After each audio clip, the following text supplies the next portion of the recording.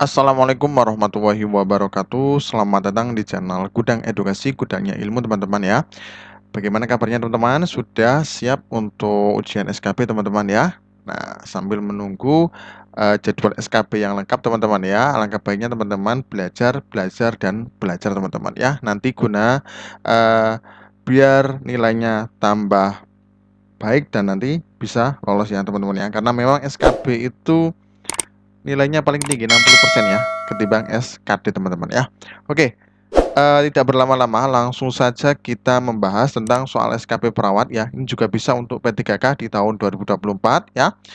Ini kita membahas tentang maternitas, anak, dan manajemen. Oke, langsung saja untuk kita ke soalnya langsung ya. Nah, ini sering keluar ya teman-teman ya. Ini sering keluar ya. Jadi penilaian tentang usia kehamilan ya, teman-teman ya. Oke. Jadi di sini ada seorang perempuan berusia 27 tahun, hamil 20 minggu datang ke BPM ya untuk memeriksakan kehamilan. Hasil pengkajian riwayat persalinan tahun 2010 melahirkan bayi laki-laki dengan usia kehamilan 38 minggu. Kemudian pasien melahirkan bayi perempuan dengan usia kehamilan 37 minggu pada tahun 2014. Kemudian pasien mengalami keguguran saat usia kehamilan 12 minggu pada tahun 2019. Bagaimana penulisan status obstetrik pada kasus tersebut? Untuk poin A, G3 P1A2, kemudian B G3P2A1, kemudian C G4 P2A1, kemudian D G4P3A0 ya, kemudian E G4 1A2. Nah, kira-kira apa jawabannya teman-teman? Kita kasih waktu 5 detik untuk teman-teman berpikir ya.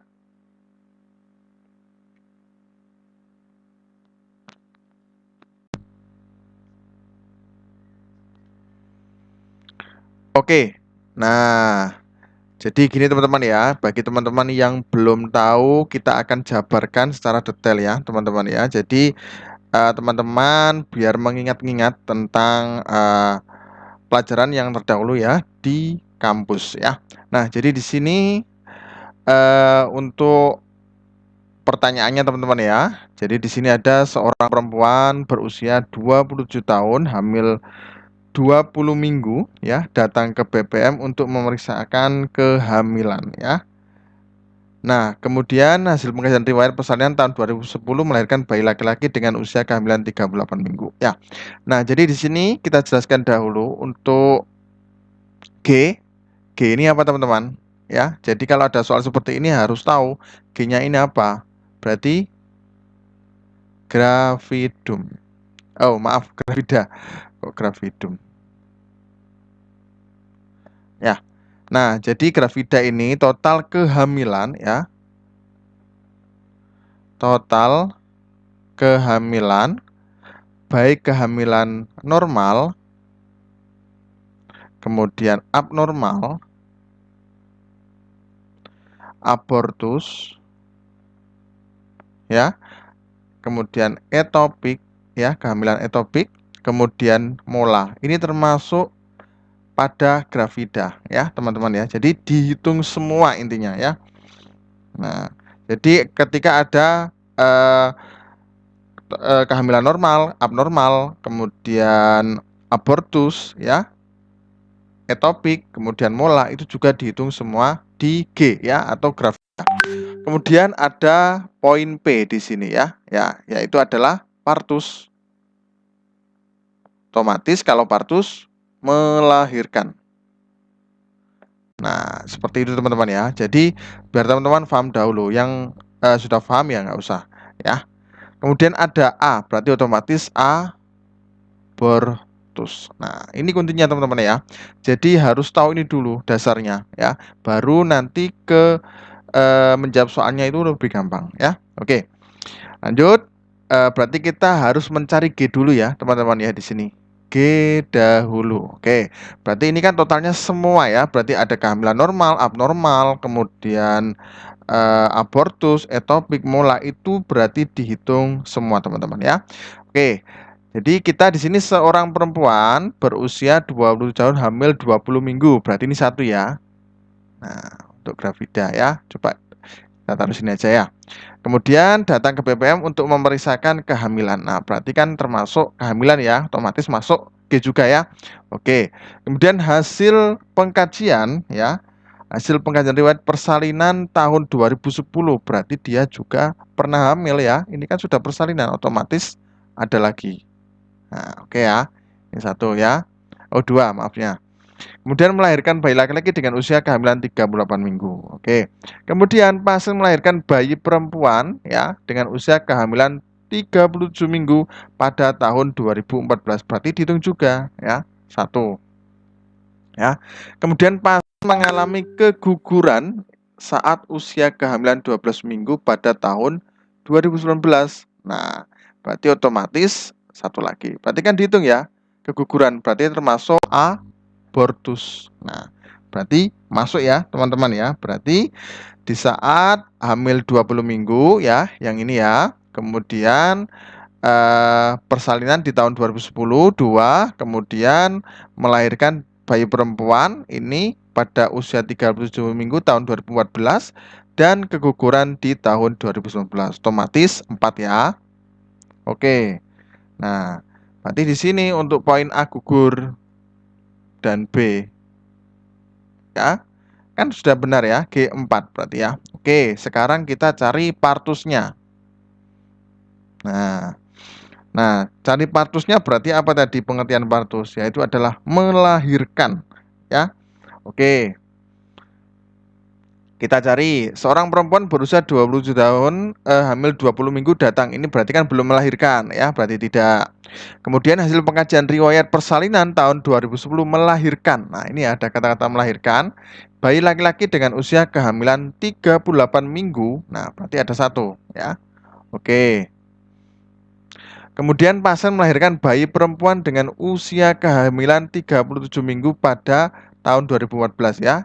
Melahirkan ya, otomatis partus ya. Berarti tambah satu ya. Kemudian pasien mengalami keguguran saat usia kehamilan 12 minggu. Berarti ini tidak termasuk partus ya. Oke. Berarti ada dua ya.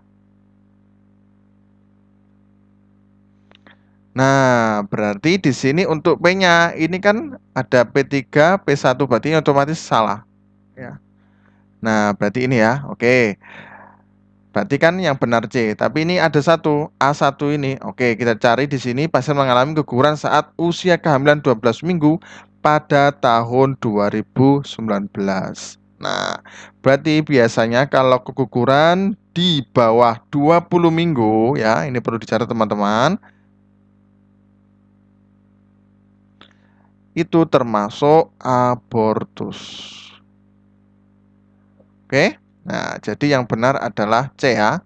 Nah, oke ya, jelas ya, sangat jelas ya teman-teman ya. Jadi kalau ada soal seperti ini harus paham dasarnya dahulu, mengingat-ingat di tahun kita pas mahasiswa ya teman-teman ya.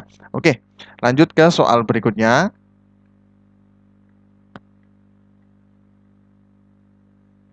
Nah, ini ada soal hitung-hitungan lagi ya teman-teman ya. Jadi ini juga harus hafal teman-teman ya. Nah, oke. Ini menghitung apa? Taksiran persalinan ya. Oke. Seorang perempuan berusia 23 tahun, G1, P0, A0 datang ke Poliklinik KIA untuk memeriksakan kehamilannya. Hasil pengajian HPHT 20 April 2022, siklus 28 hari, tekanan darah 121 per 70 mmHg, frekuensi nadi 80 kali per menit, TFO 3 jari di atas pusat, punggung kiri, kapan taksiran persalinan pada kasus tersebut? A. 20 Januari 2023, B 27 Januari 2023, kemudian C 30 Januari 2023, D 20 Februari 2023, dan E 27 Februari 2023. Seperti biasa, kita kasih waktu 5 detik untuk teman-teman berpikir.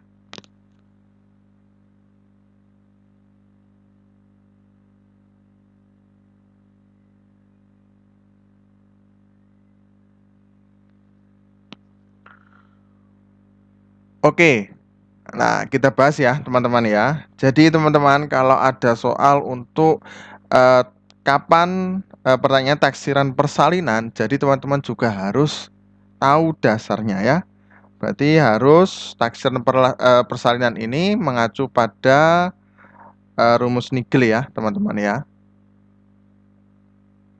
Oke. Nah, untuk bulan April sampai Desember ini menggunakan ini ya, hari ini plus 7 ya. Kemudian bulan ini min 3 ya, dikurangi 3 maksudnya. Kemudian untuk tahun, aduh, maaf, coret TP Nigel ya, maaf. Ini jadi untuk April sampai Desember ini di harinya ya, hari ini plus 7 ya. Saya lingkari aja biar teman-teman paham. Kemudian bulan ini berarti kurangi 3 ya, atau min 3. Nah, biar kemudian tahun ini plus 1.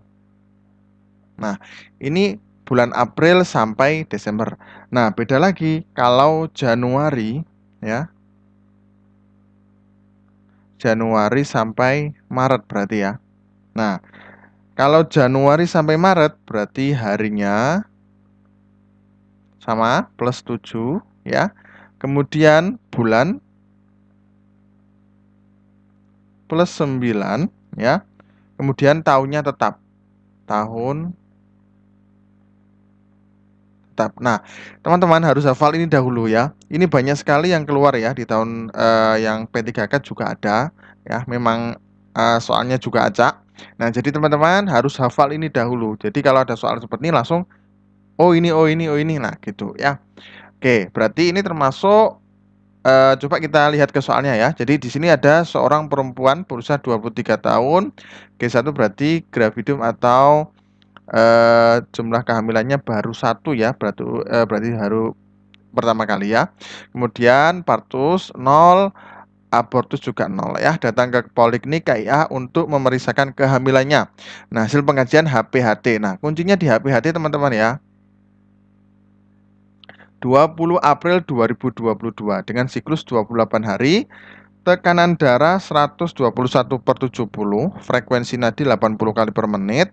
Nah, TFU 3 jari di atas pusat punggung kiri. Nah, taksiran persalinannya berarti kalau di sini 20 April berarti masuk di sini ya, April sampai Desember ya. Oke, berarti Aprilnya berarti di sini 20 ya. Kalau April berarti Januari, Februari, Maret, April berarti 4, bulan 4 ya. Kemudian tahun 2022. Oke. Nah, kemudian kita tambah langsung ini hari sesuai dengan rumus, berarti ini plus 7, ini kurangi 3, yang ini tambah 1. Berarti 20 tambah 7 berarti 27 ya. Kemudian 4 kurangi 3 berarti 1 ya. Kemudian tahun 2022 ditambah 1 berarti 2023. Lah, otomatis berarti 27 Januari 2023, teman-teman ya. Berarti jawabannya adalah B ya, teman-teman ya. Yaitu adalah 27 Januari 2023, teman-teman ya. Oke, jelas ya. Nah, jadi di sini poin B ya. Nah, jadi teman-teman harus hafal ya. Oke, lanjut ke soal berikutnya. Nah, di sini ada seorang perempuan 20 tahun primigravida, umur kehamilan 28 minggu, datang ke puskesmas dengan keluhan sejak kemarin kurang merasakan pergerakan janinnya. Hasil pemeriksaan tekanan darah 125/80 mmHg, kemudian frekuensi nadi 81 kali per menit, Kemudian frekuensi pernafasan 20 kali per menit, suhu 37,5 derajat Celcius. Kemudian perawat melakukan pemeriksaan untuk memastikan kondisi janin. Apakah pemeriksaan yang tepat pada kasus tersebut? A. USG, B. DCJ, C. TTV, D. Saturasi oksigen, E. Analisa gas darah. Oke, gampang banget ya. Kira-kira apa jawabannya teman-teman? Kita kasih waktu 5 detik untuk teman-teman berpikir.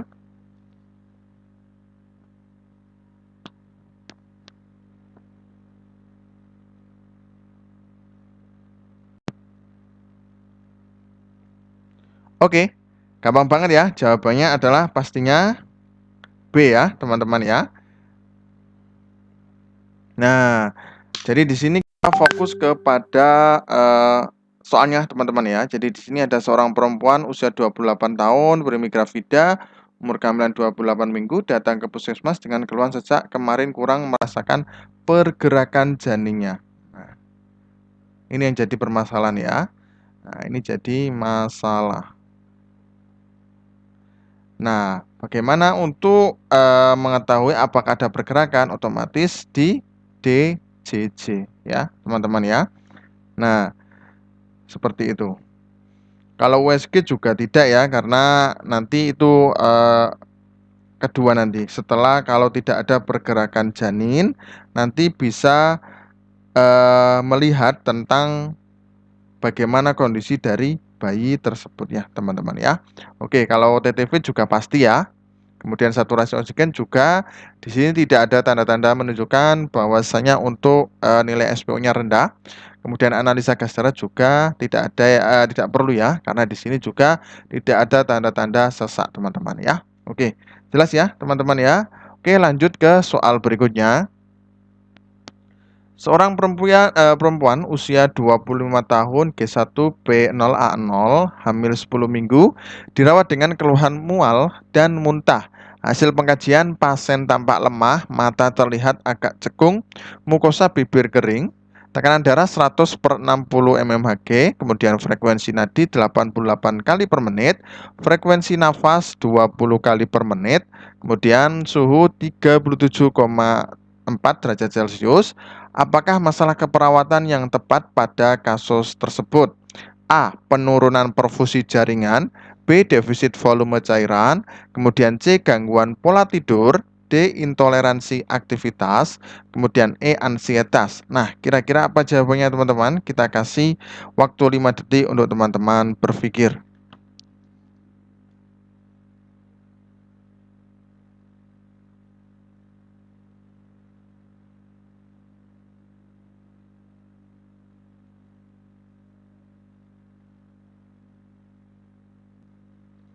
Oke, jawabannya apa teman-teman? Jawabannya adalah B ya, yaitu adalah defisit volume cairan. Oke, kita ke soalnya teman-teman ya.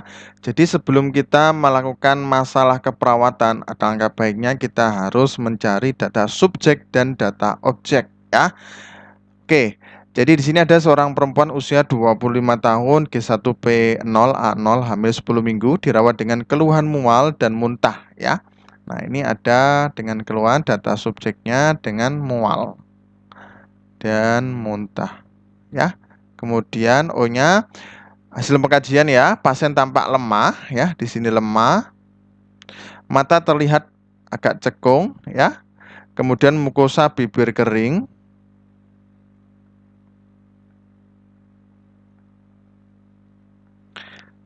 Ya, kemudian tekanan darah 100/60 ini juga cukup rendah, kemudian frekuensi 88 kali per menit, nafasnya aman ya, 20 dan suhunya juga di batas aman ya. Nah, jadi untuk masalah tersebut ya, sesuai dengan data subjek dan objek, otomatis ini mengarah kepada defisit volume cairan ya.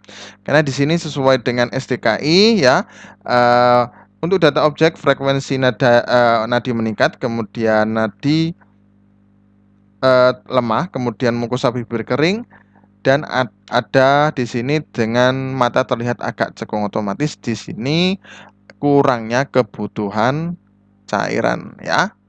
Otomatis di sini adalah defisit volume cairan yang kurang dari tubuh teman-teman ya.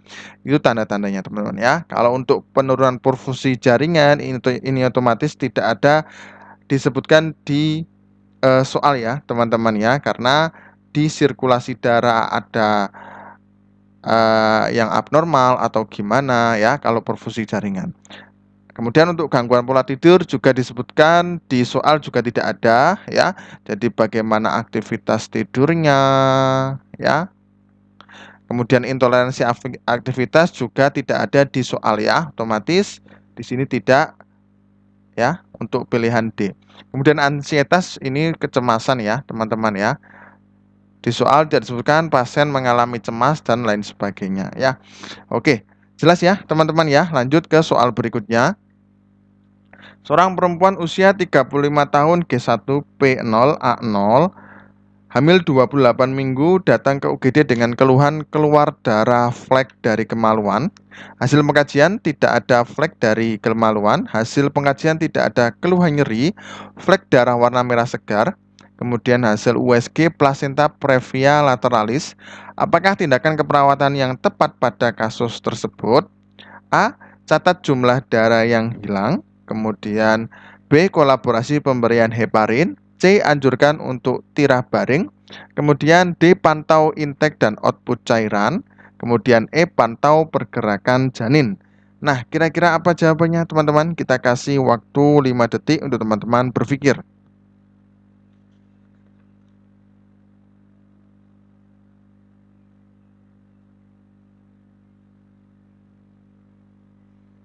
Oke, jawabannya teman-teman, jawabannya adalah C ya, anjurkan untuk tirah baring teman-teman ya.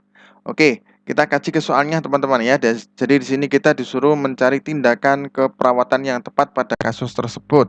Ya, seorang perempuan usia 35 tahun, G1P0A0 hamil 28 minggu datang ke UGD dengan keluhan keluar darah flek dari kemaluan ya. Nah, jadi di sini data subjeknya keluar darah flek ya.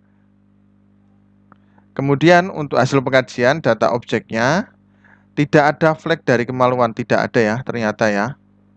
Hasil pengkajian tidak ada keluhan nyeri, juga tidak ada nyeri.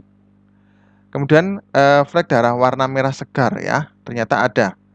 Nah, kemudian hasil USG ya, hasil USG-nya ini berarti penunjang ada ternyata plasenta previa lateralis ya.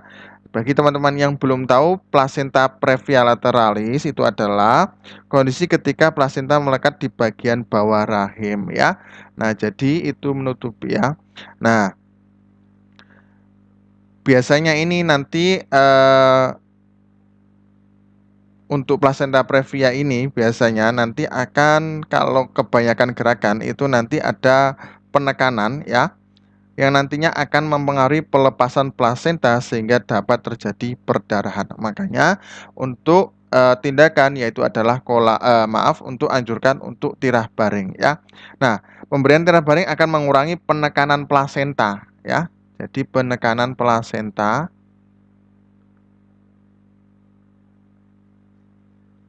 sehingga dan pergerakan yang banyak ya, pergerakan yang banyak nanti dapat mempengaruhi pelepasan plasenta sehingga dapat terjadi perdarahan. Makanya disuruh istirahat terlebih dahulu teman-teman ya. Oke. Kalau untuk A catat jumlah darah yang hilang ini di sini hanya flek saja ya, tapi otomatis tidak perlu. Kemudian kolaborasi pemberian heparin ini ketika nanti darahnya mengucur deras ya, karena fungsi dari heparin ini hanya untuk pembekuan darah ya atau menghentikan perdarahan. Kalau pantau intake dan output cairan juga ini kalau si pasien ini merasa lemas ya. Di sini tidak disebutkan. Kemudian pantau pergerakan janin juga bisa, tapi untuk tindakan yang tepat untuk sesuai dengan soal yaitu adalah anjurkan untuk tirah baring agar nantinya pelepasan plasenta itu tidak banyak sehingga untuk perdarahannya berhenti ya karena di sini sudah muncul flek darah warna merah segar ya teman-teman ya. Sangat berbahaya ya karena plasenta previa lateralis ini sangat berbahaya sekali. Oke. Jelas ya teman-teman ya. Lanjut ke soal berikutnya. Nah, ini seorang klien akan menjalani kolonoskopi pada pagi hari. Tugas manakah yang dapat dilimpahkan kepada tenaga pembantu perawat? A. Menyaksikan klien menandatangani formulir persetujuan tindakan. Kemudian B. Memastikan klien telah memahami instruksi yang diberikan. C. Menjawab panggilan untuk membantu klien segera setelah pemberian enema. D. Memastikan klien sudah mendapatkan diet lunak pada malam sebelum pemeriksaan. E. Memberikan informasi kepada klien tentang yang harus dilakukan klien setelah prosedur kolonoskopi. Nah, kira-kira apa jawabannya teman-teman? Kita kasih waktu 5 detik untuk teman-teman berpikir.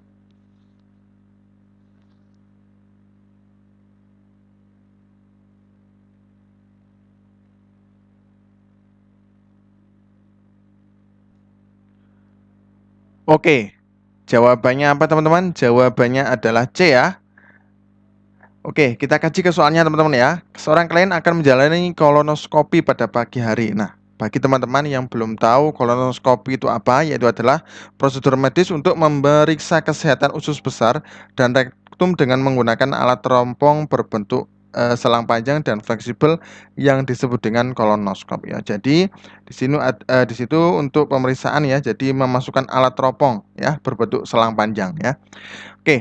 Nah, tugas manakah yang dapat dilimpahkan kepada TPP ya atau tenaga pembantu perawat? Ini manajemen ya, teman-teman ya untuk S1 ya. Ini ada manajemen ya. Nah, jadi di sini untuk poin A, teman-teman ya, coba kita lihat, menyaksikan klien menandatangani formulir persetujuan tindakan. Ini tugasnya perawat ya. Karena tanggung jawab dan wewenang itu kepada perawat ya, tidak TPP. Kalau TPP ini hanya membantu ya, tenaga pembantu. Artinya contoh kayak semuanya personal hygiene. Nah, ini termasuk kepada tenaga pembantu perawat. Kemudian membersihkan lingkungan, ini juga termasuk membersihkan lingkungan keperawatan ya, maksudnya ya, itu termasuk juga TPP ya. Kemudian memastikan klien telah memahami instruksi yang diberikan. Ini juga perawat ya, tugas dari perawat ya. Karena di sini harus memahami instruksi si klien ya. Karena nanti yang ditanyai pasti dari dokternya yaitu adalah perawat. Apakah pasiennya sudah paham? Nah, kalau TPP ini juga tidak ada tanggung jawab untuk memahami untuk memastikan klien telah memahami instruksi yang diberikan oleh perawat ya. Oke, kemudian poin D. Kenapa tidak poin D? Memastikan klien sudah mendapatkan diet lunak pada malam sebelum pemeriksaan. Nah, ini juga termasuk dari tanggung jawab perawat ya. Nah, kalau untuk TPP tidak ya. Kemudian untuk poin E, memberikan informasi kepada klien tentang yang harus dilakukan klien setelah prosedur kolonoskopi. Ini juga tugas dari perawat ya. Nah, kalau untuk poin C, menjawab panggilan untuk membantu klien segera setelah pemberian enema. Jadi ini biasanya mungkin mengantar atau gimana ya. Nah, jadi dia menjawab panggilan. Oke, jelas ya teman-teman ya. Jadi di sini ini termasuk dari S1 ya, manajemen ya, teman-teman ya. Oke. Oke, teman-teman. Di sini ada seorang perawat sedang mengevaluasi perawatan pada anak dengan penyakit anemia sel sapit yang baru MRS untuk mengatasi penyumbatan pembuluh darah. Apakah dokumentasi tindakan yang harus ditanyakan oleh perawat pada catatan perkembangan anak? A. Pembatasan asupan cairan. B. Pemberian posisi nyaman. C. Pencegahan ketegangan pada sendi yang sangat nyeri. Kemudian D. Pemberian oksigen nasal 2 lpm. E. Pemberian nutrisi TKTP. Nah, kira-kira apa jawabannya teman-teman? Kita kasih waktu 5 detik untuk teman-teman berpikir.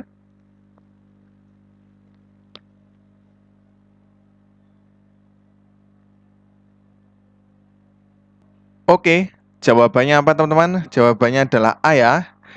Jadi kita kasih soalnya teman-teman ya. Jadi seorang perawat sedang mengevaluasi perawatan pada anak dengan penyakit anemia sel sapit yang baru MRS untuk mengatasi penyumbatan pembuluh darah. Nah, apakah dokumentasi tindakan ya yang harus ditanyakan oleh perawat pada catatan perkembangan anak? Oke. Kita fokus ya kepada dokumentasi tindakan ya. Dokumentasi tindakan teman-teman ya. Nah, jadi teman-teman harus fokus ya. Oke. Jadi di sini dokumentasi tindakan berarti bukan tindakan ya, teman-teman ya. Oke. Nah, di sini kalau dari poin B, C, D, E ya. Kalau B ini berarti kan tindakan ya. Rencana tindakan pemberian posisi nyaman, kemudian pencegahan ketegangan pada sendi yang sangat nyeri, pemberian oksigen nasal 2 LPM, dan pemberian nutrisi TKTP. Ini termasuk tindakan ya, bukan dokumentasi tindakan. Nah, ini ada penjelasannya yang lebih lengkap ya, teman-teman ya. Nah, jadi di sini anemia sel sabit merupakan salah satu penyakit yang disebut dengan hemoglobinopati, di mana sebagian atau seluruh hemoglobin A digantikan oleh hemoglobin S abnormal berbentuk sabit. Hal itu disebabkan kelainan bawaan dari struktur jumlah genetik abnormal pada rantai hemoglobin. Nah, hemoglobin S sensitif dalam mengubah komponen oksigen di dalam sel darah merah, dan kurangnya oksigen menyebabkan sel-sel bentuk sabit. Nah, sel-sel tersebut menjadi kaku dan menggumpal sehingga menyumbat aliran darah perifer. Nah, pemberian cairan secara oral dan intravena merupakan bagian terapi yang sangat cukup penting ya. Oke, kemudian Mediprin Demerol tidak direkomendasikan untuk anak dengan anemia sel sabit karena nemoreperidin berisiko menimbulkan kejang. Kemudian nermoperidin adalah hasil metabolisme merepedin yang menstimulasi SSP dalam menimbulkan cemas, tremor, mioklonik, dan kejang. Dan efek stimulasi tersebut dapat terjadi ketika adanya akumulasi dari pemberian obat yang berulang. Oleh karena itu, perawat menanyakan tentang pembatasan cairan dan pemberian terapi meredipidin untuk mengontrol rasa nyeri ya. Jadi menanyakan tentang pembatasan cairan ya. Nah, kemudian memberikan posisi nyaman, mencegah ketegangan pada sendi yang sangat nyeri, memberikan oksigen dan memberikan nutrisi TKTP adalah bagian dari perencanaan keperawatan yang cukup penting. Nah, jadi ini merupakan perencanaan ya untuk poin B sampai E ini teman-teman ya. Jadi teman-teman harus jeli ya. Nah, ini dokumentasi tindakan ya. Oke, jelas ya teman-teman ya. Oke, mungkin itu saja yang dapat kami sampaikan. Mudah-mudahan bermanfaat ya untuk teman-temanku SKB yang berjuang di SKB ya, maupun di P3K di tahun 2024 ini. Mudah-mudahan nanti bisa lolos semuanya. Amin. Terima kasih. Semoga bermanfaat ya. Wassalamualaikum warahmatullahi wabarakatuh.